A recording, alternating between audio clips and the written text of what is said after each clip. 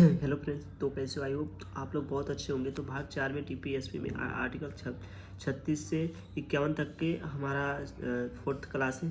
तो अनुच्छेद 43 को पढ़ेंगे हम। इसके पहले हमने 41 को पढ़ लिया था, है ना। 41 को पढ़ लिया था, तो अब हमने 43 को पढ़ेंगे, है ना।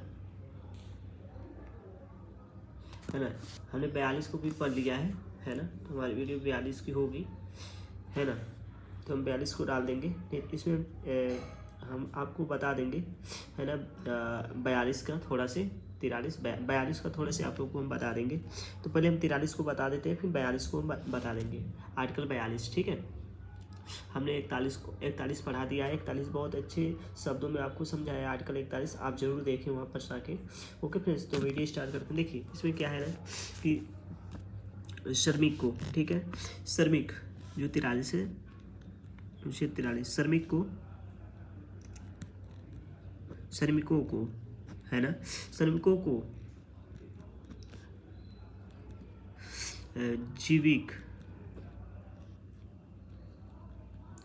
जीविक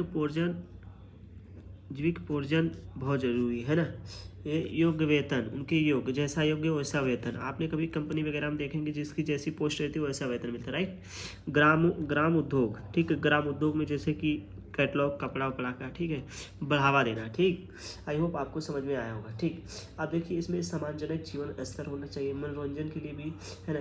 क्या हुआ कि जब हमारा देश आज़ाद हुआ ना, इसके पहले लोगों के पास कोई चीज़ नहीं था, कोई काम करने का कोई ही चीज़ नहीं था, क्योंकि हमारा देश आज़ाद हुआ तो लोगों के पास कुछ ही नहीं था, क्योंकि सब तो अंग्रेज लूट लिए थे ना, पहले से लूट लिए थे, तो कुछ भी नहीं था, है ना। तो आप अगर हिस्ट्री वगैरह पढ़ोगे तो आपको समझ में आता होगा जो मैं आपको बता रहा हूँ, है ना। तो बस इसमें आपको समझाने के लिए बता रहा हूँ और कोई नहीं है।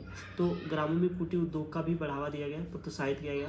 कुटीर उद्योग का मतलब कि छोटा उद्योग, जैसे कैटलॉग कपड़ा देखे होंगे कभी कभी आप, कपास वगैरह बोते हैं, जैसे महाराष्ट्र वगैरह में कपास वगैरह अपने यहाँ खेती वगैरह लोग करते हैं, है ना।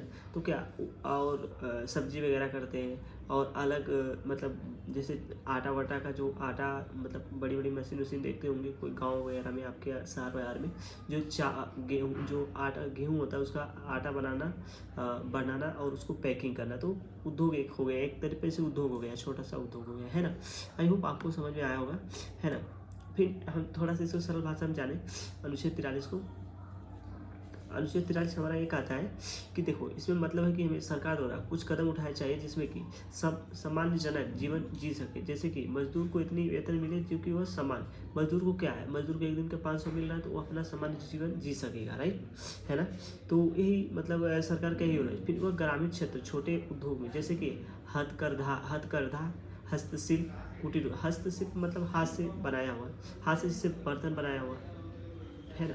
हाँ, कुटीर उद्योग हो गया, ये संरक्षण का बढ़ावा दिया जाएगा, ठीक है। ये संरक्षण का बढ़ावा दिया, आपने कभी देखा होगा दिल्ली में लगा था सबसे बड़ा, दिल्ली नहीं, नोएडा, उत्तर प्रदेश में सबसे बड़ा नोएडा में लगा था शायद, मेरे को नहीं याद आ रहा है। ये सब का जो हम बता रहे हैं, ये सब के बारे में शायद पुरानी संस्कृति ऐसे कुछ करके था, है ना। तो आप एक बार देख लीजिएगा, है ना, मुझे उतनी नहीं याद है। तो देखिए हम आर्टिकल भाग 4 के देखो, राजनीति निर्देशक तत्व के में हमारा उद्देश्य श्रमिकों, आर्थिक और सामाजिक उत्थान देना, लिविंग इन और ग्रामोद्योग के लिए। गांधीवाद था जो सेल्फ रिलायंस बोलते हैं, प्रेरक है ना। जो कि ये इसमें क्या है ना, इसको मैं अभी डीपली आपको बताऊंगा, बस आप वीडियो में बताइए, ठीक है। बस आपको इतनी मैं बता रहा हूँ, आपको समझ में आएगा। ये सब क्या है कि हमें पूछ सकता है। देखो हमें एग्जाम वगैरह जो कि हम बड़े यूपीएससी वगैरह की तैयारी कर रहे हैं, बड़े पीसीएस वगैरह का, तो जो मैं आपको बता रहा हूँ ये पूछ सकता है, चांसेस रहता है। 100% तो नहीं बता सकूँगा, 1% ही बताऊँ, क्योंकि क्वेश्चन कब कहाँ से पुट अप हो जाएगा कोई नहीं जानता है ना। संबंधित संशोधन 43A में 1976 में श्रमिकों को भागीदारी के लिए ऐड किया गया कि श्रमिक भी भागीदारी है इसके लिए, है ना। फिर कुछ हम देखेंगे कल्याणकार, है ना, कल्याणकार देखेंगे संबंधित योजनाएं, जैसे कि देखिए राष्ट्रीय ग्रामीण आजीविका मिशन में NRLM द्वारा ग्रामीण परिवारों को आत्मनिर्भर बनाना। जैसे कि हमने बताया ना कि जैसे कि खेती वगैरह कर रहे हैं, आटा वगैरह का चक्की हो गया, ठीक है, उससे आप ना आटा का पैकिंग के बेचे तो उससे क्या आत्मनिर्भर बने कि नहीं। और उद्योग करना, छोटा मोटा कुटीर उद्योग करना, है ना। हस्तशिल्प, हाथ से द्वारा शिल्प बनाया हुआ, हाथ से जो भी बनाए उसका, जैसे कि हाथ से बना, जैसे कि बर्तन वगैरह, कुम्हार बर्तन वगैरह बनाते थे तो वो हस्तशिल्प हो गया। और कोई भी हाथ से वर्क करना, ठीक है। कपड़ा भी बना सकते थे, आपने देखा ही होगा, चरखा चला के खाली देश आजाद कर दिया, लोग बोलते भी है ना। आई होप आपको खाद्य एवं ग्रामोद्योग ने ग्रामोद्योग के लिए प्रोत्साहन करना है ना, आर्टिकल 43 से, है ना।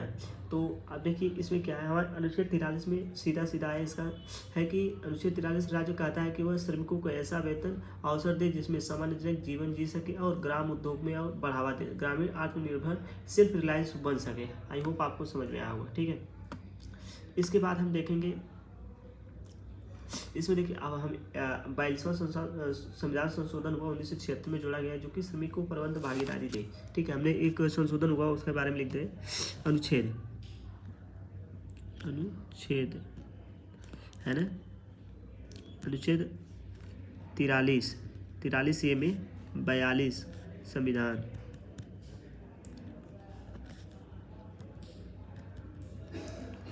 1976 में, ठीक है, 1976 में हुआ। इसमें जोड़ा गया था, क्या जोड़ा गया था, देखिए इसमें जोड़ा गया था श्रमिकों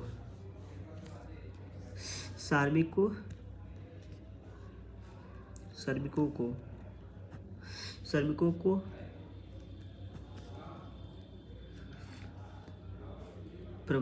प्रबंधन में भागीदारी,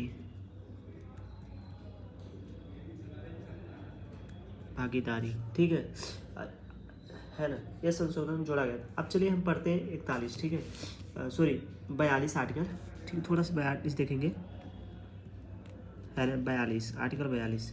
तो हमने 43 पहले बता दिया, तो हमसे मिसिंग हो गया था थोड़ा, तो हमने 43 के लिए पहले बोल दिया था, इसलिए तो कोई नहीं, 42 हम देख लेते हैं। 42 में ज़्यादा कुछ नहीं है ना, बस थोड़ा सा आपको समझना है।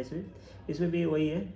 इसमें देखो 42 में न्याय संगत व मानवीय कार्य परिस्थिति का मत राहत है ना, जो कि just of humans coordination of work and minority of relief, है ना। तो अनुच्छेद 42 में हमारा क्या है, न्याय संगत, ठीक है, न्याय संगत मानवीय कार्य परिस्थिति की, है ना, परिस्थितियाँ, ठीक है। इसमें क्या है, देखिए इसमें हमें संविधान का प्रावधान, देखिए टेक्स्ट समरी में हम जानेंगे, जो कि राज्य ऐसा कदम उठाए जिसमें न्याय संगत हो, मानवीय हो, ह्यूमन हो और मातृ राहत हो का प्रदान किया जाए, ठीक है। राज्य को ऐसा कदम उठाना है इसमें राज्य कदम उठाएगा जिसमें कि न्याय संगत हो, है ना, न्याय संगत एंड मानवीय एंड मातृत्व नीति या राहत बोल दो, ठीक है ना, राहत, ठीक। आई होप आपको समझ में ऐसा कदम उठाना चाहिए राज्य को, है ना। आइए इसे हम थोड़ा सरल शब्दों में समझते हैं। इसका अर्थ है कि सरकार द्वारा सुनिश्चित करना चाहिए कि श्रमिकों के लिए, जो श्रमिक हैं जो काम वगैरह करते हैं, वो सुरक्षित न्यायपूर्ण उनके लिए मानवीय कार्य वातावरण होना चाहिए, अच्छा वातावरण में रहे, ठीक है। आपने कभी देखा होगा सरकार ने गांव में जो कि पेड़ वगैरह लगवा रही है एंड तालाब वगैरह बना रही है, क्यों? क्योंकि हमारा जो माइंड रिलैक्स होगा अगर हम तालाब पानी के आप जाते होंगे तो आपका माइंड क्या है, रिलैक्स होता है कि नहीं? आपने फील किया होगा ना कि हमारा माइंड कितनी रिलैक्स होता है। आपने मेरी मतलब समुद्र के किनारे वगैरह गया होगा तो आपने देखा होगा आप पे एक कितनी माइंड रिलैक्स होता है। तो ये क्या है ना, इससे क्या है कि इंसान का ना जो तनाव होता है वो थोड़ा दूर होता है इस चीज़ से, ठीक है। और इसमें क्या है, कम घंटे वेतन और स्वस्थ संबंधित सुविधा। देखो अब क्या है कि काम के घंटे अपने इसके पहले जो 1815 वगैरह पढ़ेंगे, थोड़ा पढ़ लीजिएगा इतिहास 1815 में, क्योंकि जो भी वहाँ के जो काम करने वाले थे लोग ना, जो अंग्रेज ने इतनी काम कराते थे कि घंटे पर 25-25, 30-30 घंटे काम कराते थे। आप बताओ इतनी इंसान करेगा तो मर नहीं जाएगा। तो इसलिए हमारे जो संविधान 42 है। इसमें क्या कि 8 घंटे, कम से कम 8 से 12 घंटे, इससे ज़्यादा नहीं काम कर सकते। आपकी मर्जी है तो आप करो, बट सरकार के काम की 8 घंटे, आपने सरकारी ड्यूटी किया होंगे, बस 8 घंटे की सरकारी ड्यूटी होती है। 8 घंटे से ऊपर आपको काम ही नहीं होगा, करने देंगे सर गवर्नमेंट का जो भी एम्प्लॉय हो। आई वो आपको समझ में आया होगा। और फिर इसमें गर्भ महिलाओं को मातृत्व अवकाश और पार्थिक सहायता, पार्थिक नहीं आर्थिक होगा, सॉरी गलत हो गया हमसे, आर्थिक सहायता मिली थी। आर्थिक सहायता मिली जैसे गर्भवती महिलाएं, उनके लिए देखिए आपने देखा होगा गर्भवती जो महिला उनके लिए free ambulance and medical help है ना, जैसे कि दवा वगैरह, और सरकार द्वारा टाइम टाइम पे थोड़ा बहुत कुछ मिल जाता है, पैसा वगैरह मिल जाता है। आई होप आपको ये समझ में आएगा, राइट।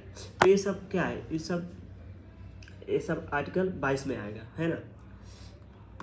आई होप आपको समझ में आएगा। थोड़ा सा हम जानते हैं, संशोधन 2017 में हुआ था, मातृत्व अवकाश 12 में बढ़ाकर 26 सप्ताह कर दिया गया। देखिए संशोधन में मातृत्व अवकाश जो होता है जो कि महिलाओं को, वो 12 दिन से बढ़ाकर 26 सप्ताह कर दिया गया ना, 26 सप्ताह तक, ठीक है। और श्रम संहिता 2020 में लेबर कोड आया, जो कार्य परिस्थिति को सुरक्षा और श्रमिक कल्याण को समेकित करना, ठीक है। तो ये लेबर कोड ज़्यादा नहीं है। हम देखेंगे फैक्ट्री अधिनियम 1948 में, कार्यस्थल पर स्वास्थ्य सुरक्षा की गारंटी। तो ये देख लीजिए फैक्ट्री अधिनियम, हमने बड़ी बड़ी फैक्ट्री में गए होंगे तो ये जरूर पढ़े होंगे, ठीक है। फैक्ट्री अधिनियम, फैक्ट्री अधिनियम जो कि 1948 में कार्यस्थल, ठीक है, कार्यस्थल पर स्वास्थ्य, ठीक है, कार्यस्थल पर स्वास्थ्य की सुरक्षा की गारंटी देना, ठीक है। आई होप आपको देखिए कुछ जैसे महिला कर्मचारी जो गर्भावस्था के दौरान हो तो उनके वेतन सहित अवकाश देना, ठीक है। अगर महिला गर्भावस्था में है ना तो उनको 26 दिन सप्ताह का अवकाश मिलेगा, छुट्टी मिल जाएगी, ठीक है। 2017 में संशोधन हुआ था, ठीक है। तो आई होप आपको पता है कि जो अगर कोई भी महिला है सरकारी काम, जिसने सरकारी जॉब करी, उसे अगर वो गर्भवती है तो उसे 26 सप्ताह तक छुट्टी मिलेगी, है ना। तो 26 सप्ताह आप 7 से गुणा कर दिए, है ना, 7 से गुणा करेंगे 26 में तो कितने दिन की छुट्टी है वो पता चल जाएगा, ठीक है। तो मतलब शुरू को तो नहीं, मेरे हिसाब से 26 का गुणा करेंगे तो कितनी आएगा, है ना, मैं करके बता दे रहा हूँ। 26 सत्य, ठीक है, 7 6 42, 2 80 लगा हमें, 4 करना, 7 दूनी 14, 14 4 18, है ना। तो 182 दिन, है ना। 182 दिन का मतलब आपको तो 3 से गुणा करिए इसमें, है ना। तो आपको कितनी मंथ आ जाएगा, भाग देंगे, है ना। तो 182 में 3 से 3 6 18, है ना। तो आप कर लीजिएगा, है ना। तो ऐसा 26 सप्ताह तक की मातृत्व अवकाश मिला है ना। तो कोई नहीं, आप लोग कर लीजिएगा,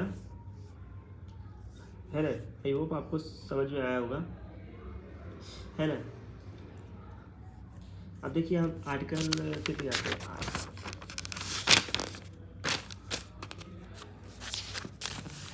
आर्टिकल आएंगे, आर्टिकल 43, ठीक है, ठीक है। तो आर्टिकल 43 देखेंगे, हमने 42 देख लिया था, 41 भी पढ़ लिया हमने, आर्टिकल 43 देखेंगे, अनुच्छेद 43, ठीक है। अनुच्छेद 43 में देखेंगे श्रमिकों को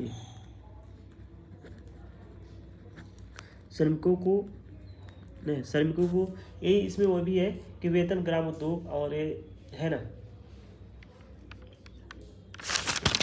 देखा था, सॉरी हमने 43 पढ़ लिया था, 42 43 पढ़ लिया, 44 रहेगा, ठीक है, 44 होगा, हम दोबारा पढ़ा रहे हैं 44, ठीक।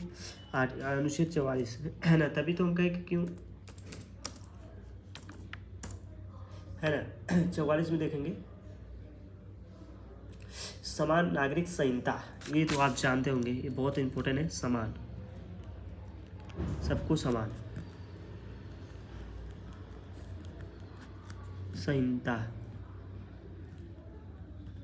संहिता, ठीक है।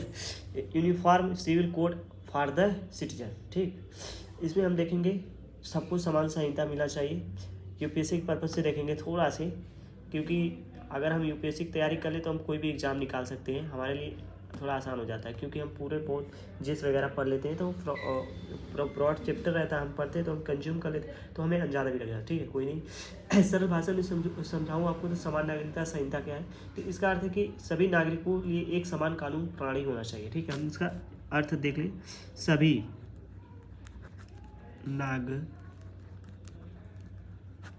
समान कानून प्रणाली होना चाहिए। आई होप आपको समझ, सभी कानून को सभी नागरिकों को या नागरिकों के लिए समान कानून प्रणाली होना चाहिए। आई होप आपको समझ में आएगा। ठीक है, धर्म, जाति, लिंग के आधार पर भेदभाव नहीं होना चाहिए। राइट, देखिए आपको यही सब की ज़रूरत है। लेकिन ये सब आप पढ़े रहेंगे तो क्वेश्चन इसी हिसाब से बन सकता है कि किस अनुच्छेद में लिखा है कि सभी नागरिकों को समान कानून प्रणाली होना चाहिए, है ना। जाति पे भेदभाव नहीं होना चाहिए, तो आर्टिकल 44 बता सकते, राइट। वर्तमान में भारत में धार्मिक समुदाय के लिए अलग अलग व्यक्ति कानून पर्सनल लॉ क्या है, जैसे कि विवाह, तलाक, उत्तराधिकारी, दंत ग्रहण आदि के मामलों में। ठीक है, तो अनुच्छेद 44 ये कहता है, देखो अनुच्छेद 44 ये भी कहता है कि जब एक समान नागरिक हो